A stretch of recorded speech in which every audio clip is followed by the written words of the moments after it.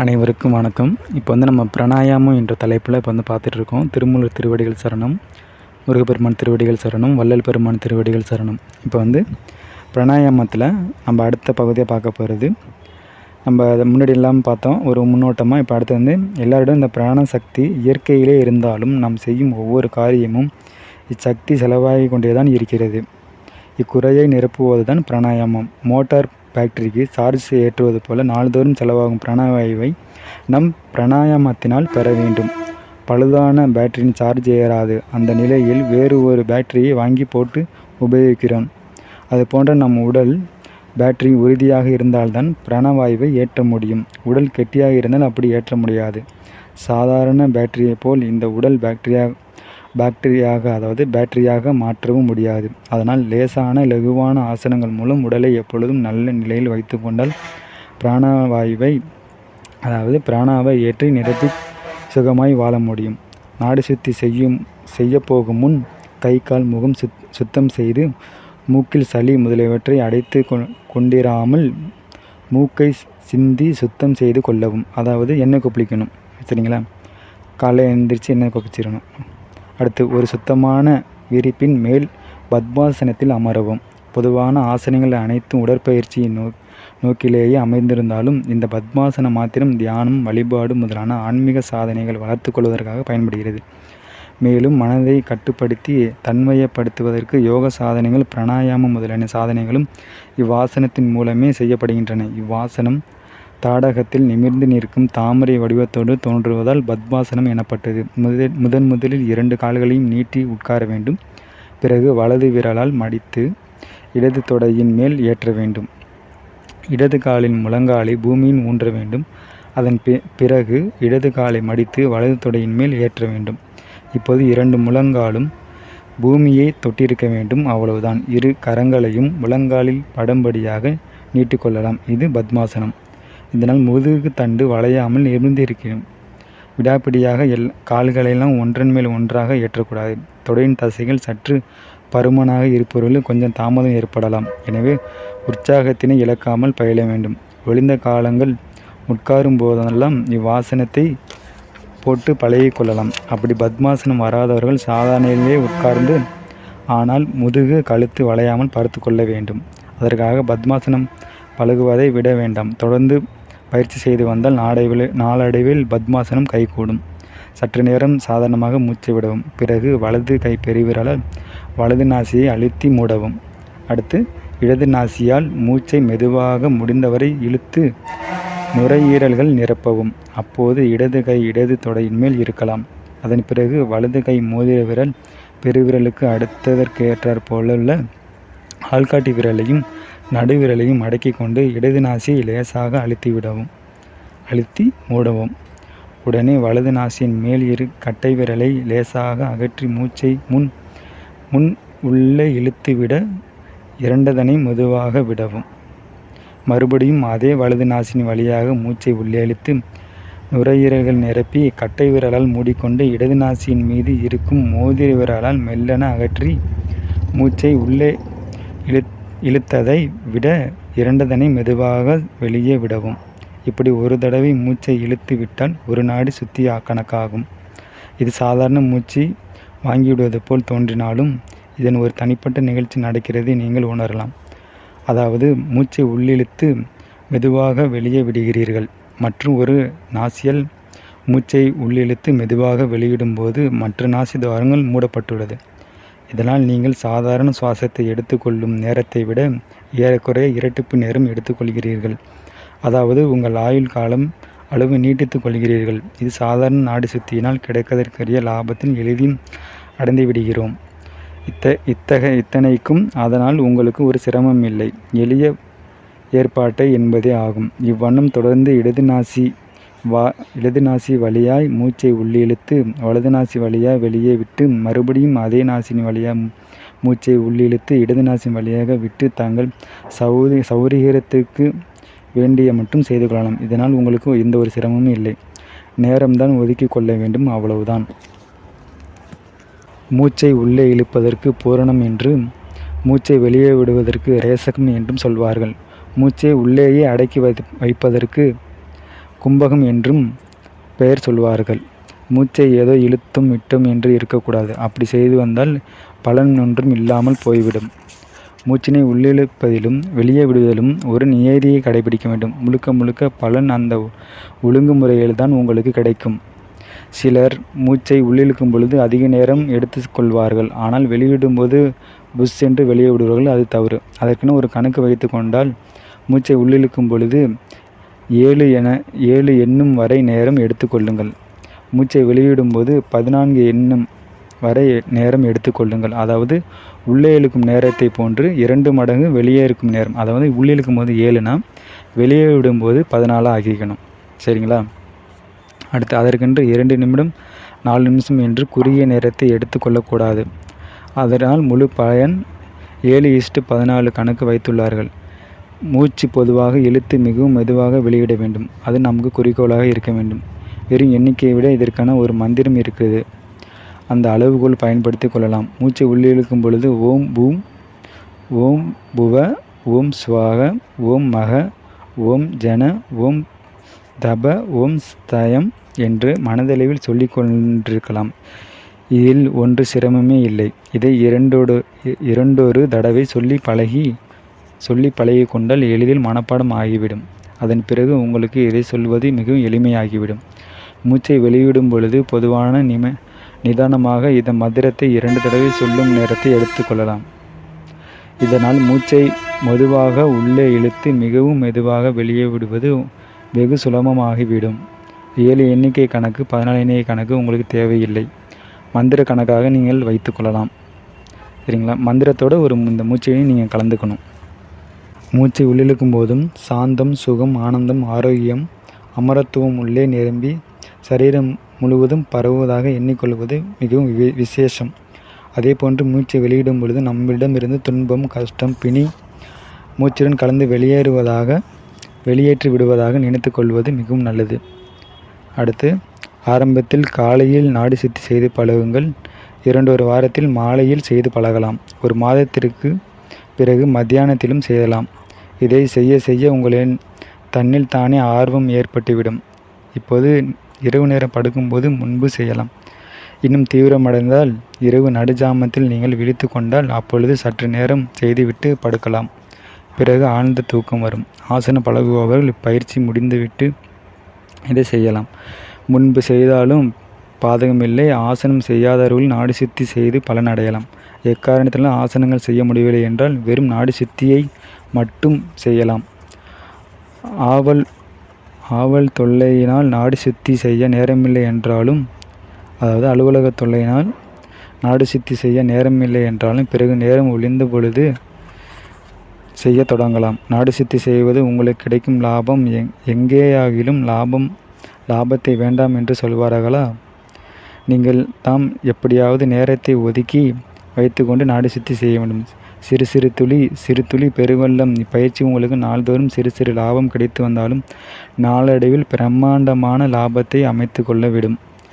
ஆனால் வயிற்றில் உணவு இருக்கும்போது நாடி சுத்தி செய்தல் கூடாது. வெறும் வயிற்றில் தான் செய்ய வேண்டும். அதுதான் நல்லது. அதனால் உணவுக்கு முன்னால் இதை செய்து பழகலாம். உணவு உண்டு விட்டால் அதன் பிறகு 3 அல்லது 4 நேரமாவது கழித்த பிறகுதான் நாடி சுத்தி செய்து பழக வேண்டும். நாடி சுத்தி செய்துவிட்டு அப்படியே எழுந்து விடக்கூடாது. சற்று நேரம் தியானத்தில் இருந்த பிறகுதான் எழுந்திருக்க வேண்டும். மனதில் 2 நிலைகள் ஒன்று மன ஓட்டம், மற்றொன்று மனம் ஒரே நிலையில் நிற்பது. மனம் நிலைத்து நிற்பது தியானம் என்று சொல்கிறோம். தியானம் செய்யும் போகும்போது மனதில் பலவிதமான எண்ணங்கள் குவியலாம். இதற்கு காரணம் என்ன? தியானத்தில் சிந்தனை ஆழ்ந்து விட்டால் உணர்ச்சிகள் ஒடுங்குகின்றன.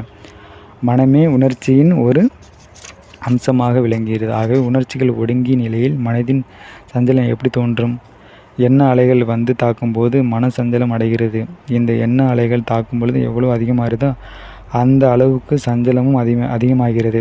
தாக்குதல்கள் குறைய குறைய மனம் உறுதி நிலையை பெறுகிறது. அதாவது தியானம் ஆழ்கிறது.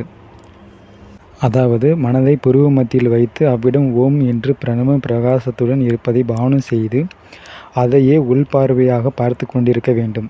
அல்லது தாமரை மலர்ந்து ஜிகஜோதியாய் பிரகாசிப்பதாக நினைக்கலாம். தீப ஜோதியை நினைக்கலாம். அவ்வண்ணம் புருவ மத்தியில் இருப்பதாக நினைப்பதால் மனம் ஒடுங்கும். இதனால் இச்சாசக்தி அதிகமாகும், அதாவது வில் பவர் அதிகமாகும். இப்படி நினைக்கும் போது அடிக்கடி மனம் வெளியில் வேறு எண்ணங்கள் நினைக்கக்கூடும். அப்படி ஓடும் மனதை அதட்டி மடக்கி புத்தி சொல்லும் நிறுத்தி பழகினால் நாளவட்ட மனம் ஒடுங்கும். அதுக்கு தான் நம்ம என்ன பண்ணுறோம்னா மந்திரத்தை கூறுறோம். இந்த வெளியில் போகாமல் இருக்குது மந்திரத்தை நம்ம கூறும். தியானம் செய்பவர்கள் சிறிது நேரம் இருந்தாலும் மெய்மறந்து ஒன்றி விடுவதை பழகி கொள்ள வேண்டும். எதை தியானம் செய்கிறீர்களோ அதோடு ஒன்றிவிடும் தன்மை நிலை நிறுத்த வேண்டும். ஒரு காரியம் செய்யும்போது அதில் மனம் ஒன்றி விடுமானால் அதுவே தியானம். பேசும்போது மனம் ஒன்றி விடுமானால் அதுவே தியானம். எந்த செயல் செய்தாலும் அதிக மனம் ஒன்றி விடுமானால் அச்செயல்கள் தியானமே. மனம் ஒன்றி செய்யும் எல்லா காரியங்களும் பயன் கொடுக்கின்றன. நீங்கள் கவனம் செய்யவில்லை என்றால் அதனால் காரியம் கெட்டு போய்விடும் என்று சொல்வதை நீங்கள் அடிக்கடி கேள்விப்பட்டிருப்பீர்கள். தியானம் செய்பவர் ஒரு லட்சியத்தை அடைய வேண்டி உடலையும் மனதையும் பற்ற வைத்து விடுகிறார். அப்படி செய்யும் பொழுது தியானம் செய்பவர் தியானத்திற்கு காரணமான பொருளும் ஒன்றிவிடும் நிலை அவசியம் உண்டாகும். இதுதான் யோக சாஸ்திரம் அர்ச்சிய புருஷர்கள் ஒன்றிவிடுதல் சமரஸ்பாவம் சமாதி என்றெல்லாம் கூறுவார்கள். அதனால் நம்முடைய உலக வாழ்க்கைக்கு வேண்டிய ஆற்றல் பெருக்கமும் ஆரோக்கியமும் தான். அவற்றையே நம் குறிக்கோளாக வைத்து பாடுபடுவோம். தியானத்தின் முழு பயனை அடையும் அனுபவம் உள்ள ஒருவரை வழிகாட்டியாக கொள்வது நல்லது. தற்காலத்தில் கிடைக்க வேண்டும். நீங்கள் செய்ய துணியும் காரியத்தின் மீது மனதின் உறுதியான நம்பிக்கை வேண்டும். செயல்படும் முறை சரியாக இருக்குமானால் நிச்சயமான பயன் அடைய முடியும் என்பது மன உறுதியுடன் உங்களுக்கு வேண்டும். இன்று இதை செய்தும் நாளை இல்லை என்ற முறையற்ற தன்மை கூடாது. தொடங்கிய முயற்சியிலிருந்து ஒருபோதும் பின்வாங்கக்கூடாது. மனதை ஒருமுனைப்படுத்துவதில் தீவிர முயற்சியில் ஈடுபட வேண்டும். இது நாளடைவில் தானே ஏற்பட்டுவிடும் மனம் உறுதியாக இருந்தால். வெறுமனே தியானத்தில் உட்கார்வதை விட நாடு சுத்தியில் பழகிவிட்டு தியானத்தில் உட்கார்ந்தால் மனம் சீக்கிரத்தில் வயப்படும். சுவாசமும் நிதானமாக நடைபெறும். சக்தி கணல் பெருகும். சாதாரண நீங்கள் ஒரே எண்ணத்துடன் எழும்பொழுது சற்றும் கவனித்து பாருங்கள். சுவாசம் வெகு லேசாக நடைபெறுவதை உணர்வீர்கள். இந்திரியங்களை வெளியே இயக்கி சிறிது மனதை வைத்து ஒரே காரியம் செய்தால் மூச்சடங்கும் போது இந்திரியங்களை அடக்கி மனதை ஒருநிலை வைத்து தியானம் செய்தால் மூச்சு தானாகவே அடங்குவதை பற்றி நம் கேட்க வேண்டுமோ? அதனால் சக்தியானது பேட்டரி சார்ஜ் ஏறுவது போல ஏறும். இவ்வாறு மனம் அடங்குவதால் இச்சா சக்தி மனபலம் அதிகமாகிறது. உன்னத நோக்கமும் உயர் எண்ணமும் உதிக்கும். கூடவே அதை அனுஷ்டிக்க வேண்டிய மனதிடமும் உண்டாகும். கேவலமான அற்ப கீழ்த்தரமான எண்ணங்களை உதிக்காது. இம்மாதிரியான எண்ணங்கள் மனதிற்குள்ளே நுழையும் விடாது. இதே லட்சிய பாதை திறந்தாகிவிட்டது. இனி அதில் முன்னேறுவது உங்கள் கடமை. கேவலமான நரக குளிப்பாதையை கதவை அடைத்துவிட்டு இனி நிம்மதியான வாழ்க்கை என்னும் பாதையை நடக்கலாம். கவலை, துன்பம், கஷ்டம், ஏன் நோய்கள் கூட உங்களது அசைக்கவும் முடியாது. கிடத்திற்கரைய பேறு பெறுவீர்கள். அடுத்து நம்ம இன்னொன்று பார்க்கலாம். நாடி சுத்தி செய்வதற்கு சற்று அமைதியான இடத்தை தேர்ந்தெடுத்து கொள்வது நல்லது. அப்போது தான் மனம் ஒரு நிலை கூடுவது சௌகரியமாக இருக்கும். அதற்கென சந்தடியை குறைப்பதற்கென்று ஜன்னல், கதவு, வாசல் எல்லாம் சாற்றிவிடக்கூடாது. நல்ல காற்றோட்டம் இருந்தால்தான் சுவாசத்திற்கு நல்ல காற்று கிடைக்கும். அதனால் நிம்மதியான சந்தடியற்ற இடமாகவும் அதே சமயம் நல்ல காற்றோட்டமுள்ள இடமாக அமைந்திருப்பது நல்லது. ஆரம்ப காலத்தில் இம்மாதிரியான இடங்கள் இருந்து பயிற்சி செய்தால் அதன் பிறகு உங்களுக்கு எவ்வித சந்தடியும் பாதிக்காது. உங்கள் மனம் அதற்குள் நன்கு தேர்ச்சி பெற்றுவிடும். அந்த நேரத்தில் துர்நாற்றம் இருக்கும் இடமானால் சற்று நறுமணம் பொருந்தி இருந்தால் இன்னும் விசேஷம்தான். தனி பூஜை அறை அல்லது வைத்து கொண்டிருப்பவர்கள் நாடி சுத்தியை அங்கு பயிற்சி செய்து கொள்ளலாம். அது நன்கு உகந்த இடமாகவும் அமையும். இன்றில் வாசமுள்ள ஊதுபத்தி ஒன்றை கொளுத்தி வைத்து கொள்ளுங்கள். அப்போது உங்கள் கண்ணில் குத்துவிளக்கின் ஒளியோ அல்லது யோகிகளின் படம் பட்டு கொண்டிருந்தால் மிகவும் நல்லது. ஆனால் தியானம் எளிதில் கைகூடும். பத்மாசனத்தில்தான் நாடி சுத்தி செய்ய வேண்டும். ஏனெனில் பத்மாசனத்தில்தான் நாடிகளின் பலன் அதிகம் உண்டு. பத்மாசனத்தில் உட்கார முடியாதவர்கள் சாதாரணமாக அமர்ந்து செய்யலாம். முன்பே கூறியுள்ளேன். இருந்தாலும் நாளடைவில் பத்மாசனம் வந்து விடுங்கள். முயற்சி செய்தால் எதுவும் நடக்காதது மற்றும் அப்பொழுதுதான் இந்நிலையில்தான் உங்களுக்கு முதுகு தண்டு கழுத்தில் நன்கு விரைப்பாய் அமையும். சுவாசத்தின் நடமாட்டம் தண்டுவடத்தின் ஊடே செல்லும் நரம்புகளில் உண்டு. அதனால் முதுகு கூணாமலும் விரைப்பாக இருக்கும்படி பார்த்து கொள்ளுங்கள். சாதாரணமாக மூச்சு விடுவதற்கும் சுவாசம் செய்வதற்கும் இதற்கு கெடுபிடியா என்ற எண்ணம் வேண்டாம். வேறு எத்தனையோ காரியங்கள் செய்யும் பொழுது மூச்சை தீர்மானமாக இழுத்து விட முடிகிறது என்பதுதான் உண்மை. என்றாலும் மூச்சை வெளியிடும் பொழுது பொசுக்கென்று வெளியே விட்டுவிடுகிறீர்கள். இதனால் உள் இழுப்பதை விட வேகமாய் வெளியேறுவதுதான் வேண்டிய அளவு பிராணசக்தி உள்ளே நிறுவுவதில்லை. இன்னும் சொல்லப்போனால் அதிக அளவு செலவாகிறது என்றே சொல்ல வேண்டும். இந்த நாடி சுத்தி அப்படியல்லவே. மூச்சை ஒரே அளவாக இழுப்பதைப் போல் சாதாரண காரியம் செய்யும் பொழுது இழுக்க முடியாது. மற்ற மூச்சு வெளியிடும் பொழுதும் 2 தானே மெதுவாக விட முடிவதில்லை. இந்த 2 பாகமும் நாடி சுத்தியில்தான் தன் விருப்பத்திற்கு ஏற்ப உள்ளிழுக்கவும் வெளியே விடவும் முடிகிறது. இதுபோல மற்ற வேறு நடைப்பயிற்சியில் செய்யவும் இயலாது. அடுத்து, சரியாக சுவாசிக்காமலோ உயிருடன் இருக்கிறோமா என்று நீங்கள் தான் எண்ணலாம். ஆனால் உண்மையில் அரைகுறை சுவாசித்து கொண்டுதான் வாழ்கிறோம். உங்கள் கூன்முதுவை நீங்களே சுவாசிக்க விடாதே. இதனால்தான் நோய் தடுப்பு குறைந்து அவ்வப்போது ஏதேனும் பிணி ஏற்பட்டு ஆற்றல் குறைவுடன் வாழ வேண்டியிருக்கிறது. இந்நிலை இன்னும் நீடிக்க வேண்டுமா? நன்றாக யோசித்து பாருங்கள். எவரேனும் கையில் வேண்டியதை செல்வத்தை வைத்துக்கொண்டு வாரியவனை வாழ்வதுண்டா? வழிவகை தெரியாமல் நம் நாட்டு இளைஞர்கள் அப்படித்தான் வாழ்ந்து கொண்டிருக்கிறார்கள். என்ன செய்வது? நம் உள் இழுக்கும் மூச்சில் உள்ள பிராணவாயுவை இரத்தத்தின் சுத்தப்படுத்த நுரையீரல் உறிஞ்சி கொள்கிறது. மிகுதியான கரிமல வாயுவை நாம் வெளியில் விடுகிறோம். இந்த மூச்சு வாங்கி விடுவதனால் ஒருவித நிதானம் இருந்தால்தான் நுரையீரல் தன் வேலையை ஒழுங்காக செய்வதற்கு வசதியாக இருக்கும். மூச்சை புஷ் உள்ளிழுத்து புஷ் வெளியே விட்டால் நுரையீரலின் பணி எப்படி ஒழுங்காக நடைபெறும்? அதற்கு உதவியாக இருப்பதற்காகவே இந்த நாடி சுத்தி அமைத்துள்ளனர். இதனால் இந்த நாடி சுத்தி எத்தனை முக்கியம் என்று விளங்குகிறதல்லவா? என்னதான் நிமிர்ந்து உட்கார், நிமிர்ந்து நட என்பது கேட்டிருந்தாலும் படித்திருந்தாலும் அது ஒரு காதில் வாங்கி மற்றொரு காதில் வெளியிட்டு காரியமாகத்தான் ஆகிவிடுகிறது. காரியம் காட்ட முடிவதில்லை. அதே பரிகாரமாகத்தான் நாள்தோறும் சில நாடிகள் சுத்திகள் என்று செய்ய வேண்டியது அத்தியாவசியமாகிறது. இது போன்ற நாம் செய்து கவலை கொள்ளாமல் வழக்கம்படி அவசர சுவாசம் விட்டு கொண்டிருந்தால், அதாவது சரியான பிராணவாயுவை உட்கொள்ளாமல் கரிமல வாயுகள் வெளியே விடாமலும் இருந்தால் நம் சுவாசம் இரத்தம் சுத்தம் அடையாது. இந்த அசுத்தமான இரத்தம் மீண்டும் இதயத்தில் சென்று உடல் முழுவதும் சென்று கொண்டிருப்பதால் நமக்கு சோர்வு, நரம்பு பலவீனம், தலைவலி, மயக்கம் என பல்வேறு கோளாறுகள் வந்து கொண்டிருக்கின்றன. இந்த கோளாறு எல்லாம் சேர்ந்து பிறகு பல நூதன வியாதிகளுக்கு காரணமாகின்றன. இருதய நோய் வருவதற்கு கூட இதுதான் அடிப்படை காரணமாக அமைகிறது. சரியானபடி வேண்டிய அளவில் பிராணாயாமம் கிடைக்க செய்தால் இருதய நோய் உண்டாகாது.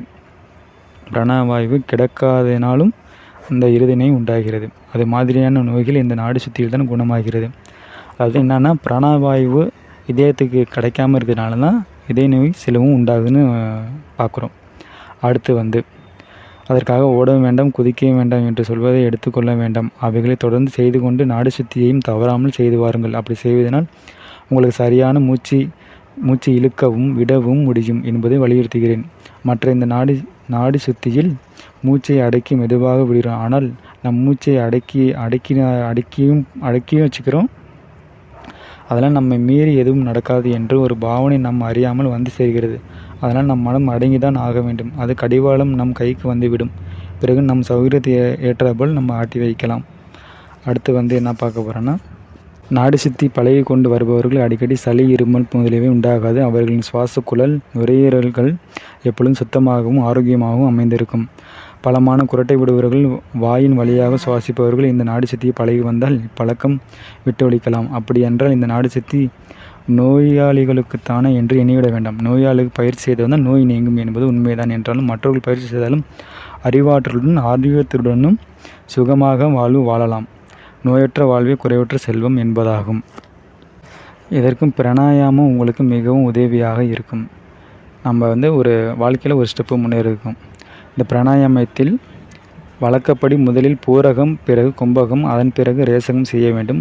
கும்பகத்தில் இந்த பயிற்சி அடுத்தபடியாகும். கும்பகம் என்றால் மூச்சை உள்ளே அடக்கி வைத்தல் ஆகும். இதற்கு ஒரு கணக்கு உண்டு. மூச்சை உள்ளே இழுப்பதற்கும் ஓரளவு நேரம் என்றால் அதை 2 மடங்கு நேரம் மூச்சை வெளிவிடுவதற்கும் எடுத்துக்கொள்ள வேண்டும். முன்பே நாடி சுத்தியில் விளக்கியுள்ளோம். இதுவும் இதற்கு பொருந்தும். இது கும்பகம் என்று ஒரு அதிகப்படியே உள்ளதே. அதற்காக நேரம் மூச்சை உள்ளே இழுக்கும் நேரத்தை போன்று 4 மடங்கு மூச்சை உள்ளே அடக்கி வைத்தல் வேண்டும். நம்ம இத்துடன் இந்த தலைப்பு முடிவடைகிறது. மீண்டும் அடுத்த தலைப்பில் நம்ம அடுத்த பயிற்சியாக நம்ம பார்ப்போம். நன்றி, வணக்கம். திருச்சிற்றம்பலம், தில்லையம்பலம். ஓம் நமச்சிவாய, ஓம் நமச்சிவாய, ஓம் நமச்சிவாய. அனைவரும் இந்த பிராணாயாமம் நம்ம சொல்லியிருக்கோம்ல, இந்த பிராணாயாம பயிற்சி வீட்டில் வந்து தொடர்ந்து செய்யுங்க. அதே மாதிரி சளி நீக்கிறதுக்கு தேவையான ஒவ்வொரு ப்ராசஸையும் நீங்கள் செய்யுங்க. அதான் காலைல எண்ணெய் புளிப்பு, இந்த வள்ளலார் கருப்பம்னு விற்கும், அதையும் வாங்கி வெந்நீரில் கலந்து டெய்லியும் சாப்பிடுங்க. இந்த வாழலை நீக்கிறதுக்கு நான் வந்து சொல்லியிருப்பேன், இந்த வள்ளலார் இந்த உரைநடை பகுதி அவர் மூலியமாக சொல்லியிருப்போம், அதையும் நீங்கள் கடைபிடித்து வாருங்கள். நன்றி, வணக்கம். திருச்சிட்டம்பலம், தில்லையம்பலம். ஓம் நமச்சிவாய, ஓம் நமச்சிவாய.